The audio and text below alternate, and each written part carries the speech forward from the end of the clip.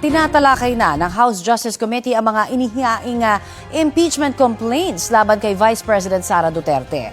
Detalye po tayo sa ulat on the spot ni Tina Panganiban Perez. Tina? Connie, sa kanyang opening statement, pinaalala ni Justice Committee Chair Jervy Luistro na tungkulin nilang aksyonan ang mga impeachment complaints na inihahain laban sa sinumang impeachable official na nirefer sa Justice Committee. Sa mga nagtatanong anya kung hindi ba raw nakakapagod na itong mga impeachment proceedings na ito, lalo pat kababasura pa lang ng Kamara sa impeachment complaints laban kay Pangulong Bongbong Marcos nitong Pebrero, sagot ni Luistro, hindi napapagod ang konstitusyon. Hindi anya napapagod ang rule of law at accountability. Kaya gagawin daw nila ang kanilang trabaho ng walang kondisyon, pagdadalawang isip o palusot, lalo pa anya ngayong ang daming kumakalat na maling impormasyon. Nilinaw ni Luistro na mali ang mga sinasabing recycled, ang mga akusasyon laban kay Vice President Sara Duterte. Anya, ang naging desisyon ng Korte Suprema sa unang impeachment ng bise ay hindi tungkol sa merito, na hindi pinawalang sala ng Korte Suprema ang bise, na walang paglilitis na nangyari noon.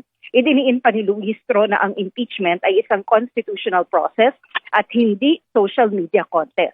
Hindi anya ito pinagpapasyahan base sa hashtag, meme o paramihan ng likes. Kung hindi raw kikilos ang kanyang komite, paano anya pananagutin ang mga pinakamatataas na opisyal ng bansa? Ang mga endorser ng 4 na impeachment complaint, Connie, ay binigyan din ng pagkakataong magsalita. Sabi ni ACT Teachers Party List Representative Antonio Tino, na kasama sa mga nag-endorso sa unang reklamo, dapat ma-impeach ang bise dahil sa betrayal of public trust, dahil sa anya'y paglustay sa confidential funds, pamimeke ng mga dokumento, accomplishment report at resibo sa paggamit ng naturang pondo at dereliction of duty dahil sa paulit-ulit na pag-iisnab sa oversight powers ng Kongreso.